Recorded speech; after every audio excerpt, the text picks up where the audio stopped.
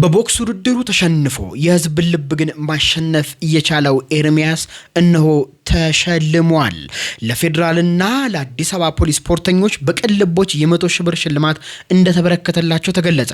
ከሰሞኑ በሀገራችን ሲደረግ በነበረው የቦክስ ውድድር ላይ ያየነው ትርኢት ከድልና ከሽንፈት በላይ ትልቅ ትምህርት ያስተማረ እንደሆነ ይታወቃል። ሁለቱ ጀግኖች ፖሊሶች ለመስፍን ብሩና ለኤርሚያስ መስፍን በመድረኩ ላይ ያሳዩት መከባበር፣ ስነ ምግባርና ለእናታቸው የሰጡት ትልቅ ትምህርት በርካቶችን ያስደሰተ የህዝብ ልብ ያሸነፈ እንደሆነ ይታወቃል።